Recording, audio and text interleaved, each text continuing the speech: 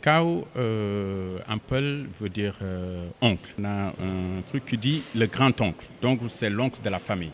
Dans notre famille, qui est la famille Alpha Serré, il est connu en tant que Kao Cheikh. Quand tu dis Kao Cheikh, nous tous, on sait que tu parles de Cheikh Ahmadou Kane, tu ne parles pas d'une autre personne. Donc, le titre lui est collé toute sa vie, jusqu'à présent. On l'appelle Kao Cheikh. Et c'est pour cela que c'était logique que j'appelle le film documentaire sur lui, Kao Cheikh, pour qu'il y ait quand même une familiarité, pour que les gens sachent. Parce que s'ils entendent Kao Cheikh, ils savent que tu parles de lui. L'intérêt est vraiment d'archiver et de digitaliser tous nos grands hommes. Parce qu'aujourd'hui, ce qui se passe, c'est qu'il y a beaucoup de jeunes qui sont là, dans les écoles et tout, mais les gens ne lisent pas beaucoup. Donc, si tu leur mets un film, c'est plus facile pour qu'ils connaissent l'histoire, que ce soit de Cheikh Ahmadou Kane, que ce soit de Doudou Ndiaye Rose, que ce soit du Khalam II, que ce soit vraiment toute notre culture. Le but, ce n'est pas que lui, le but, c'est de vraiment achever notre culture locale. Je travaille avec Mobiciné, c'est eux les distributeurs ici, locaux. Et aussi, j'ai une compagnie de distribution en France et aux États-Unis qui vont le distribuer là-bas. Donc, ça passe par des distributions dans les écoles parce que c'est un film pédagogique. Je passe vraiment par les écoles et par les ambassades, des lieux pour célébrer la culture. Et c'est la complexité, en fait, le personnage, moi, je vais plutôt vers le roman. Moi, parce que c'est la complexité du roman qui m'a marqué. Qui veut dire que tous les jours que je le lis, je découvre quelque chose. C'est quelque chose qui a commencé à la littérature et qui a fini à la philosophie. Tu retrouves tout ça. Parce qu'il y a beaucoup de gens aujourd'hui qui l'apprennent en philo. Et il y a beaucoup d'autres gens aussi qui l'appellent dans les cours secondaires. Donc c'est quelque chose qui retrace la vie d'un jeune Africain.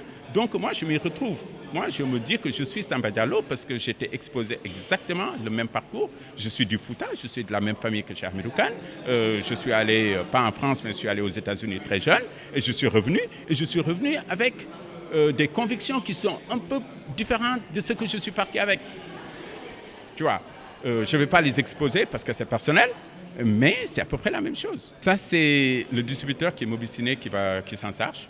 Mais je pense qu'avec des sponsors ou qu'ils appellent des partenaires qui vont prendre des packs, qui vont acheter des packs et puis ils vont les diffuser. Par exemple, aujourd'hui, il y a un Osiwa qui peut acheter un pack de 100 et peut-être qu'il va les envoyer à Kédougou et on va aller dans des écoles de Kédougou et on va leur diffuser le film. Il y a un truc entre les deux parce que les 90 ans, ils voulaient le faire il y a 2 ans.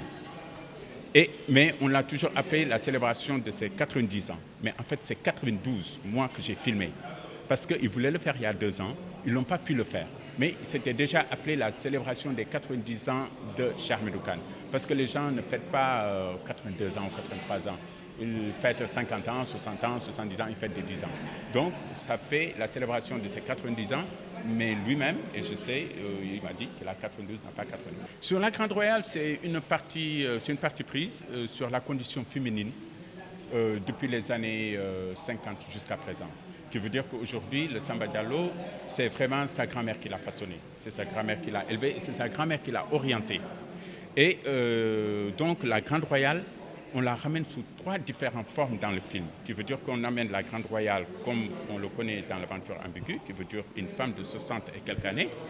On la ramène quand elle est jeune en France, dans les 32-33, qu'une jeune femme, Serrère, pas Peul, Serrère, agrégée en histoire géo, et qui s'assume pleinement et qui est dans la lutte précoloniale.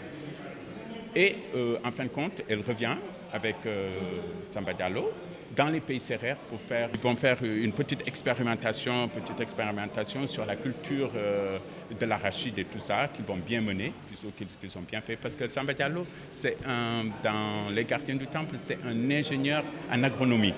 Donc il revient pour faire une expérimentation au Sénégal dans l'agriculture. Donc il revient avec 7 personnes qui va toujours le guider, qui est la Grande Royale, pour venir faire cette expérimentation.